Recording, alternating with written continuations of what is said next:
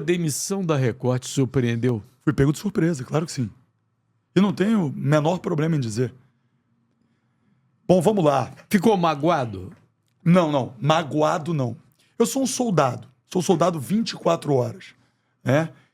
E visto a camisa da empresa que eu represento. Mas você não entendeu a demissão. Não é questão de entender, é questão de aceitar.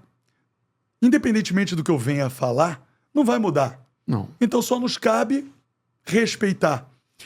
Usaram de forma oficial o corte de custos. Ok? Para todos foi assim. Exatamente. O que eu quero dizer é o seguinte: não quero acreditar que uma emissora desse tamanho, mesmo entendendo que a gente vive um momento delicado, e aí com o crescimento da internet, a gente sabe que tudo vai se adaptando. No meu caso, de fato seria isso. Mas volto a dizer, me cabe respeitar. Fui pego de surpresa por quê? Porque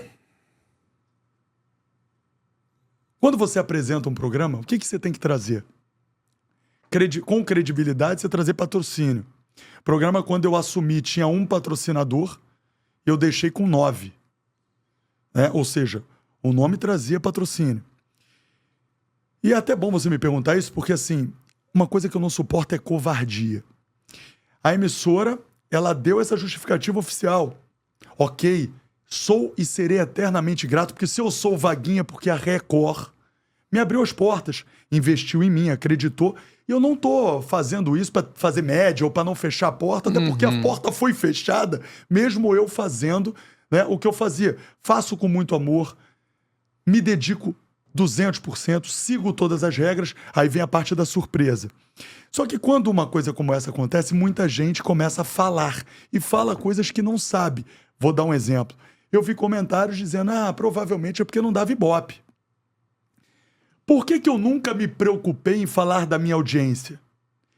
E era pouquíssimo divulgado isso, até por parte da própria emissora. Porque eu sou pago, garotinho, para dar audiência. Eu sou pago para dar o meu melhor. Então não exigia isso. Não, por que não divulgam? Eu ficava chateado com isso. Me cabia ver a minha equipe feliz e os meus diretores satisfeitos.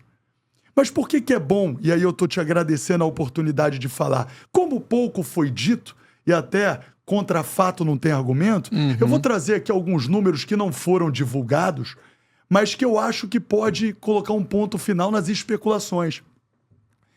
O recorde do programa, na vice-liderança absoluta, era do meu pai com 6 meses consecutivos. Eu tô há 3 anos na vice-liderança absoluta. Vamos lá. Eu pegava com 0 pontos do programa religioso. Por diversas vezes cheguei a 6, a 5. A audiência é muito relativa. Tem mês que melhora, época de férias piora um pouco, e a gente sabe que isso é instável. Mas você que conhece televisão, eu acho que não é ruim sair de 0 e a 5. Não é ruim sair de 0 e entregar agora, quando eu fui demitido, com 4,5 pontos. As comunidades, as favelas mudaram inteiramente o comportamento através dos anos.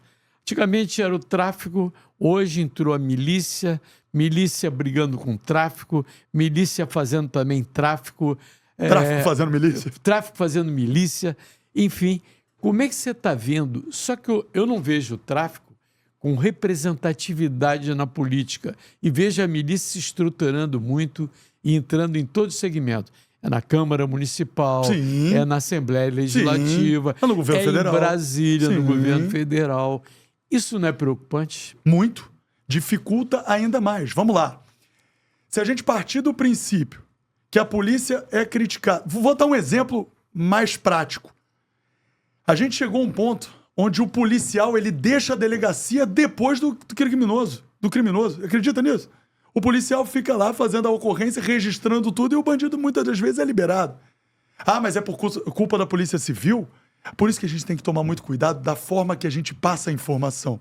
Não é a polícia que solta, é a justiça. As brechas das leis que permitem que eles saiam pela porta da frente. Você falou de união. Antes era tráfico com tráfico, depois tráfico contra a milícia. Agora os dois se uniram, criaram a narcomilícia. E aí, quando eu falo em dificuldade para combater, é porque, infelizmente, a meritocracia só funciona no crime organizado. Você mata um policial, você cresce na hierarquia do tráfico. Se o policial, numa trocação, mata o criminoso, aí falam em chacina. Falam que a polícia não pode escolher quem vive e quem morre, mas não tem um desses corajosos para entrar numa comunidade e dizer que a partir de agora acabou o Tribunal do Tráfico, que a gente sabe que existe. E vamos lá. Quando a gente fala dos interesses escusos, os interesses que estão por trás disso tudo que dificultam, os poderosos de terno e gravata, que para entrar na comunidade para pedir voto faz acordo com o capiroto, e quando eu digo que isso dificulta vamos lá, parte do princípio que teve uma operação na Vila Cruzeiro, onde 28 comprovadamente falando criminosos morreram. Eles estavam atirando para matar os policiais, sem se preocupar em ferir inocente.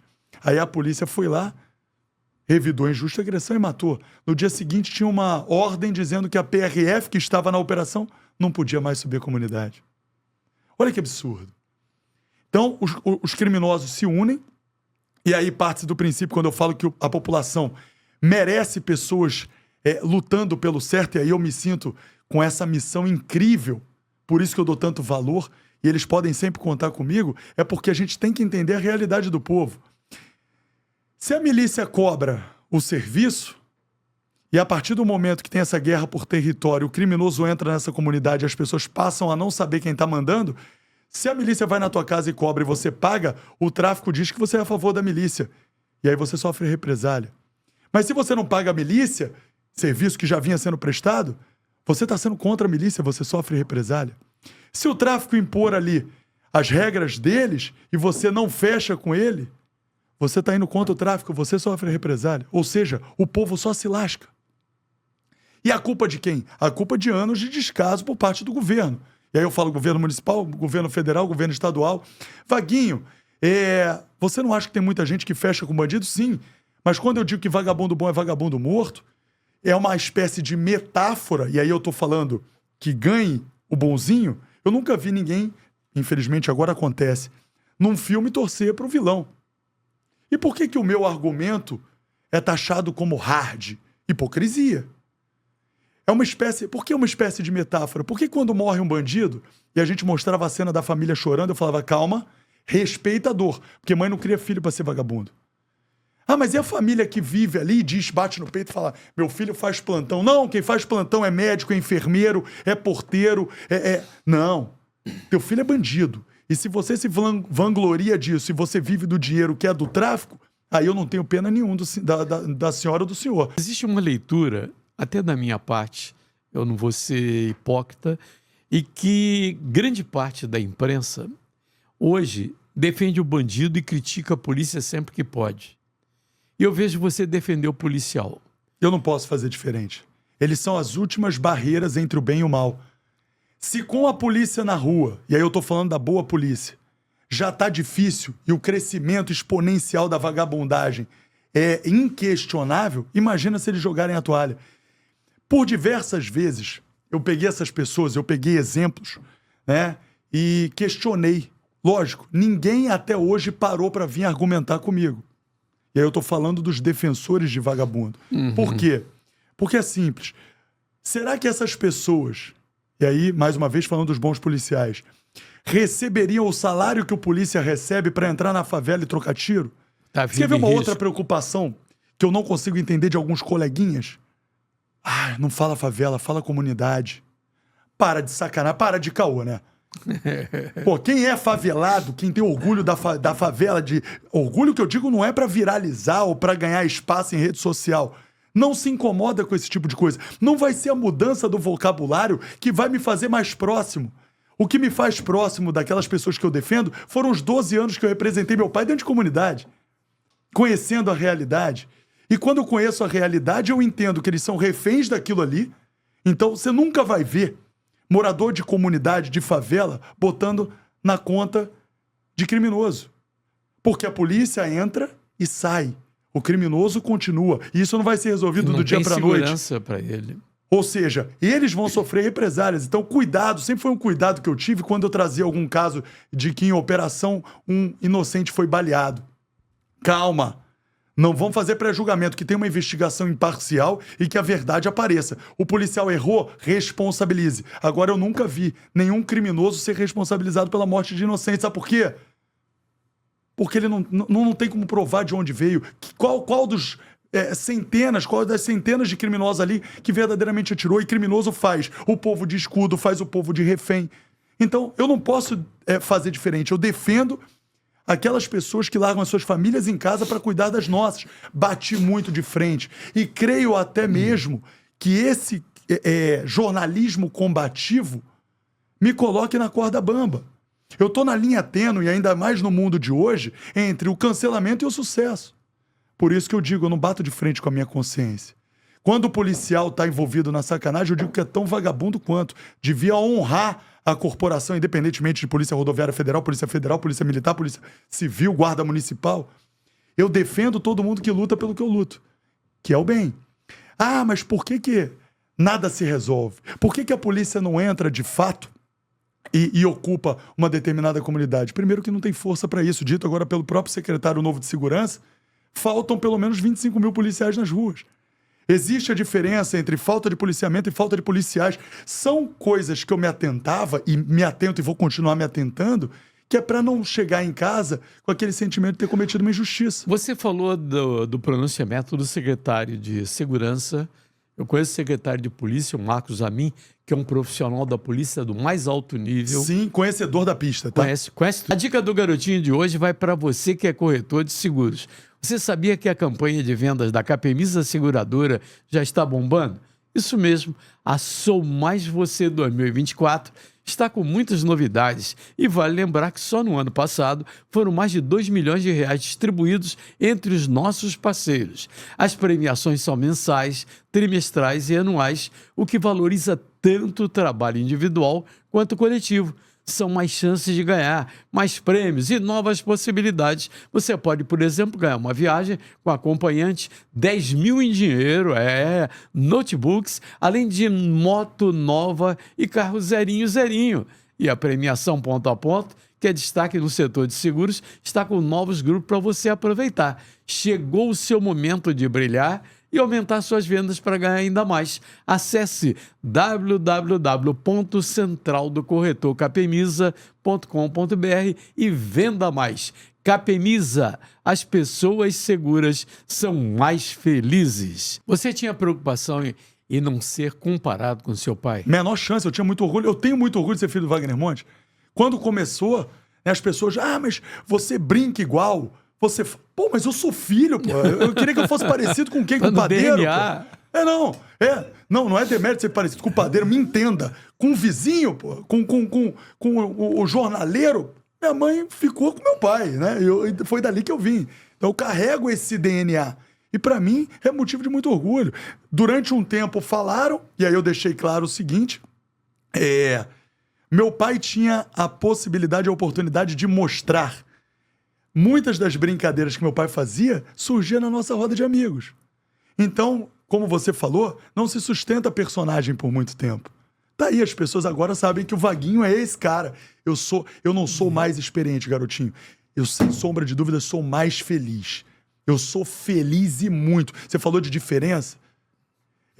Que ser diferente faz a diferença? Sim, eu acredito muito nisso. E não me preocupo com os julgamentos. A gente não tem que se preocupar com isso. Qual foi a primeira? O teu pai tinha uma marca muito forte, que era o Scratcha. Scratcha? Qual foi a primeira vez que você usou o Scratcha? Lembra? Foi logo no começo. Aí as pessoas, e aí foi inclusive motivo de muitas críticas, né? Falaram assim, tá querendo imitar o pai. Aí um dia, eu lavei a alma. Eu falei assim, eu quero aqui usar o espaço para mandar um recado para algumas pessoas que estão aí me criticando. Primeiro o seguinte, crítica construtiva, até porque, como você falou, a gente está sempre aprendendo, a gente absorve. Aquelas outras que a gente sabe que é só para incomodar, entra por um ouvido e sai pelo outro. Falem mal, mas falem de mim. Porque quem se conhece não está preocupado com o julgamento do outro. Não adianta. Se eu sou cabeçudo e alguém falar, ô cabeçudo, eu sei que eu sou cabeçudo, isso não vai mudar o pensamento dele, nem vai diminuir o tamanho da minha cabeça. Né? Então vamos lá. Eu usei, aí eu virei para a câmera e falei assim, eu vou fazer o scratch agora, mas me entendam. É uma homenagem ao meu pai. É diferente. Depois, com o tempo, eu parei por entender. E aí, no sentimento, ali na vivência, que scratch só tinha um. Era ele. E aí veio o sobe o copo e beber. Né? O pra cima dele já era uma coisa que eu falava diariamente. Então, eu mantive. Então, assim... A poliçada. A poliçada. Eu defendo o que eu acredito. Eu aprendi a respeitar, a amar e lutar pelo povo e pelo certo com ele. Um pouco antes dele, de fato, ir parar no hospital, eu fui contratado pelo SBT. E o Diego San Germano, a quem eu devo gratidão eterna, me abriu as portas no programa Cariocou. É um programa de sábado que faz muito sucesso isso. E eu comecei com um quadro chamado O Rio que o Rio não conhece. É o Rafael e a Priscila. Rafael e a Priscila Borges, exatamente. O Rafa Paiva, que é um amorzinho. Um beijo para todo esse time, tanto para a Pri, para o Rafa. Eu tenho uma gratidão eterna com o SBT. Então, o Diego me abriu esse espaço e deu super certo. Eu nunca tinha feito. Falei para o meu pai mais uma pergunta, porque eu sempre procurava perguntar para ele. Ô pai, me diga uma coisa, o que eu posso fazer agora para melhorar, já que você disse que não estava bom? Ele falou, vou te dar uma dica. Todo curso é importante, mas seja você. Então eu pegava o microfone e contava histórias. Eu dou outras referências. Vinícius Donola, o cara que me acompanha desde o começo, ele fala, todo mundo é um livro, basta você abrir o coração para ouvir. E era o que eu fazia. Um pouquinho depois, já quando o quadro estava dando certo, meu pai fez uma viagem comigo e foi onde tudo aconteceu. Ele voltou já com o avião da Mil, né? E eu tive que deixar o programa, mas eu não podia na época falar o que estava acontecendo, porque meu pai pediu para não falar. Meu pai, ele tinha muito disso, ele falava assim, não quero que saibam, porque estava em época de eleição, não quero que votem por mim, em mim, por pena. Eu sou um guerreiro e vou vencer essa batalha, e eu respeitei, como eu tinha que respeitar, afinal de contas, eu devo tudo a ele. Né? Então eu respeitei, não avisei ninguém do SBT, acabei saindo, mas saí sem fechar a porta. Falei, Diego, não tô podendo mais. Logo depois aconteceu o que aconteceu, fiquei com ele 4 meses no hospital. 4 Posterior meses. a isso, sim. Por que as pessoas se perdem quando deixam a TV? Porque elas estão presas à vaidade. Quando você é desprovido, existe vaidade e vaidade. A vaidade que eu estou dizendo é o seguinte, aquela pessoa que se prende, eu sou apresentador e faz disso, ao invés de fazer disso uma arma para que você possa ajudar a quantidade de pessoas que você tem a possibilidade de ajudar. Muita gente fala assim, quando você ajuda, e o que a mão direita faz, a esquerda não precisa saber. Quando você ajuda, fala assim, Deus te abençoe. As pessoas têm que entender que se você ajuda é porque Deus já te abençoa. É a minha forma de devolver para a vida, para o mundo, e reconhecer que faz parte da roda. Você ajuda uma pessoa a trocar um pneu. Às vezes você não conhece a pessoa. Lá na frente o seu carro acaba a gasolina. Para uma pessoa para te ajudar. Se você não entender que isso faz parte de um mesmo ciclo, caramba, eu ajudei aquela pessoa e não o conheci. Olha, parou uma pessoa para me ajudar. Você não vai a lugar nenhum. Então viva. Viva para não se arrepender. Meu pai viveu. Quantas pessoas... E aí outra frase que eu ouvi, eu acho muito bacana.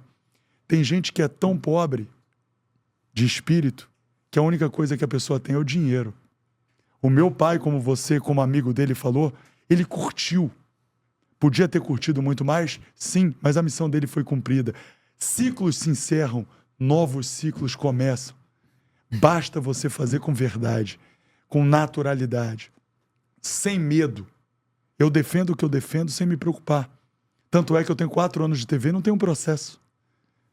Quando a conta, você falou de defender a polícia, e muita gente hoje defende o bandido. Como é que eu vou defender uma cena como, por exemplo, de uma senhora que foi arrastada 400 metros por um cinto de segurança? E aí eu falava no ar, eu quero pegar essa cena, botar num cinema e botar a plateia cheia de defensor de bandido. Qual a justificativa que você dá? Será que se fosse a sua mãe, a sua filha, você pensaria igual? Por que grande parte dos defensores de bandido andam com 5, 6 seguranças? Não faz sentido.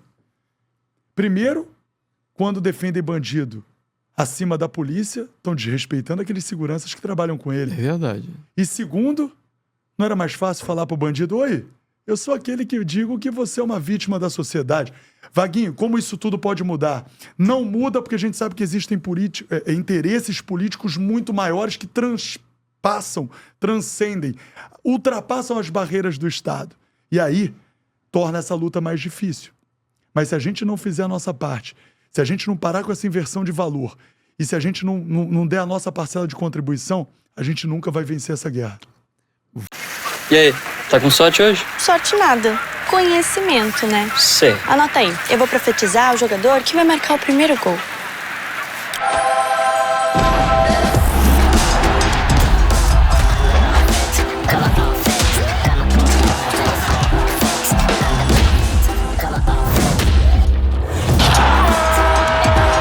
Ai, papai. Profetizei. Bet Nacional, a bet dos brasileiros. Profetize na bet. Aí eu pergunto a você, quando eu vejo a própria um político eleito pela milícia defender a criação de uma delegacia especializada na milícia, como é que você que vive isso dia a dia... É a famosa pincelada, maquiagem. Todos que estão ali sabem quem é envolvido com a sacanagem. Bom, aí basta uma investigação e assim como tudo de errado, você precisa ter um embasamento para tirar o cara do poder e para prender o cara. E aí, para um pingo, é letra. Basta você ver, né, quem é que está no poder. E aí eu não estou dizendo de espaço nenhum. Eu não estou aqui dando nome aos bois. Eu não estou aqui dizendo se é do governo federal, do governo estadual. A gente sabe que tem muita gente envolvida na parada errada que está no poder. E aí, como eu falei, isso só dificulta, isso não para. Mas por que não para? Até mesmo essas guerras que acontecem diariamente são de interesse para esse pessoal.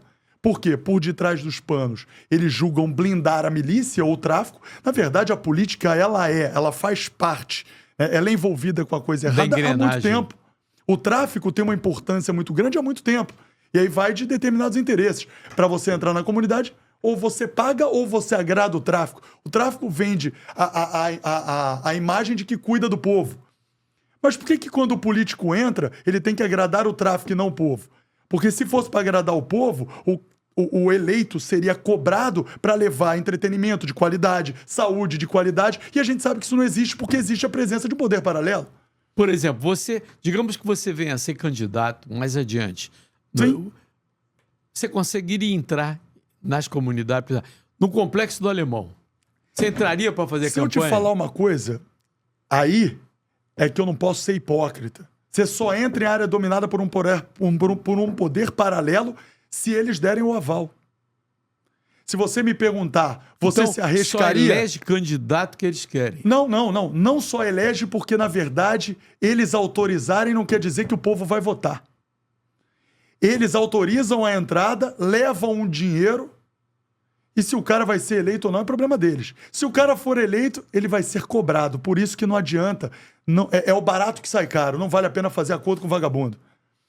Se você me perguntar, tem vagabundo que te respeita? Você anda sozinho, você não está preocupado. Tem muita gente que faz gracinha, manda recadinho. Recadinho só funciona em época de festa junina, correio do amor. O cara que quiser fazer uma graça, ele sabe onde me encontrar. Chuva que molha o caixão, molha o carregador. Se você perguntasse para ser eleito, vale a pena arriscar a minha vida indo numa comunidade? Não vale. Aí você me pergunta, mas Vaguinho, você sabe que você precisa do povo da comunidade, mas eu não sou referência, eu tenho o canhão da TV e da rádio, eu não posso nem ser hipócrita. São as tuas armas. Sim, o cara que não tem isso vai precisar se colocar em risco. A pergunta é, vale a pena? Se você está disposto a entrar e bater de frente com o sistema... Jogo jogado. Você vai ter meu apoio. Não tem só vagabundo na política. Tem muita gente boa. Infelizmente, o sistema acaba sendo mais forte e as coisas boas não tomam visibilidade.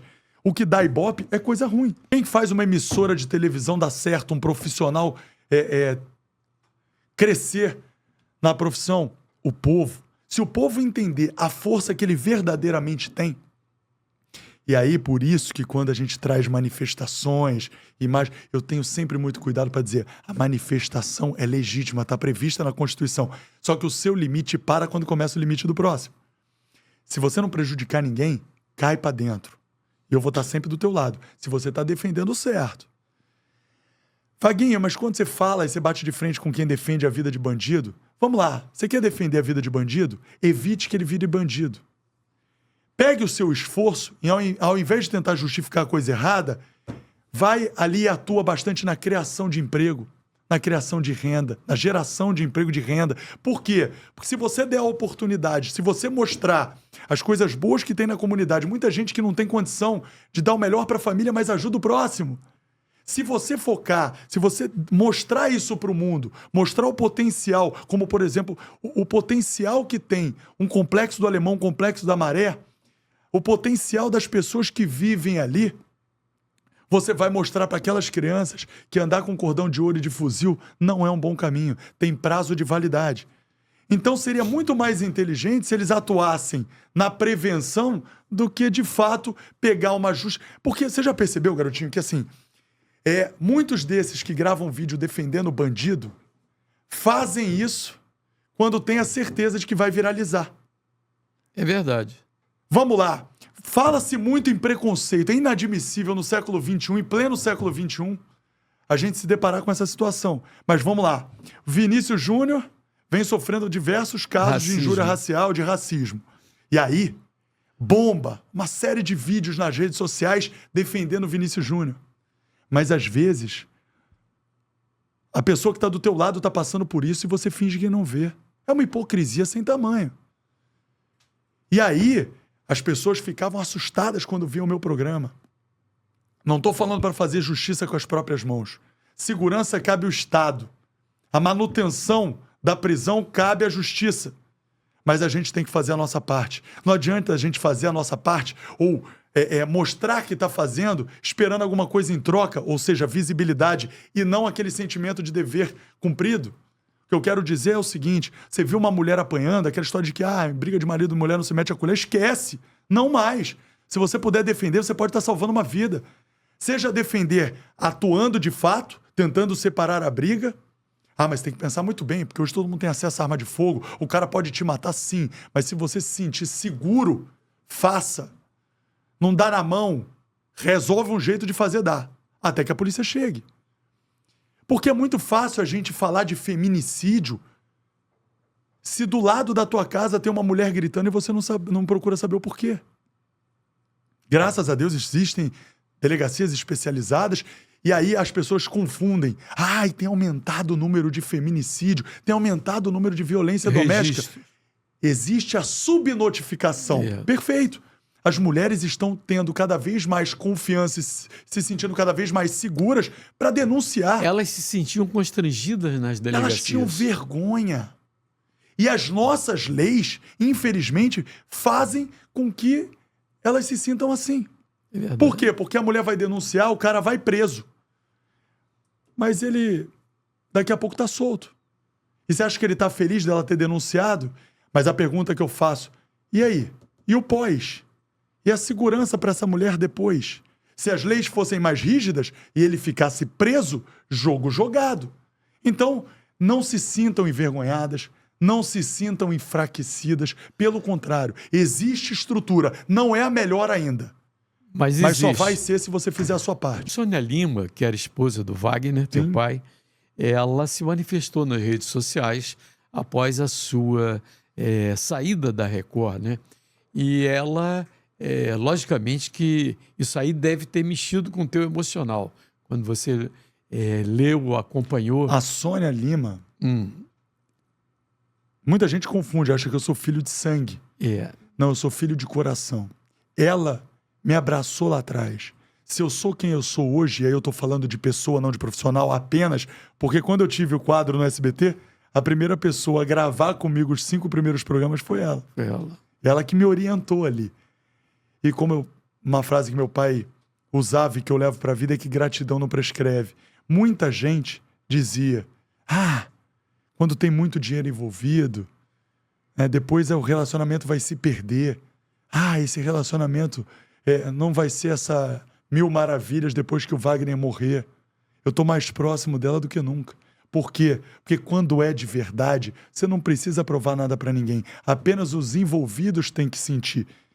Então, assim, eu sou muito grato a Deus, a mãe que eu tenho. Porque minha mãe faleceu 6 meses antes do meu pai. Minha mãe de sangue. Então, assim, eu perdi pai e mãe numa fração de tempo. Em um ano eu E perdi quando pai e você mãe. perdeu pai e mãe, você estava afastado deles? Não, eu estava Não. mais próximo do que nunca. A minha mãe, ela tinha um perfil mais difícil um pouco. Ela era atriz? Ela era atriz, e aí como a profissão, ela deixou de exercer a profissão, ela entrou numa depressão profunda. Então, não é que Como eu era não o me nome fazia... dela? Kátia Pedrosa. Kátia Pedrosa. Foi Miss Mundo. Segundo lugar, Miss Mundo. Foi Miss Brasil. Tinha uma carreira na televisão muito boa também. Mas a gente sabe que quando você deixa de fazer parte desse mundo, muita gente não recebe isso da melhor forma. Uns caem em depressão. Por isso que é o seguinte, você não é, você está. Se você não souber lidar com Tem que isso, estar a preparado, né, probabilidade de você se afundar é muito grande. Wagner?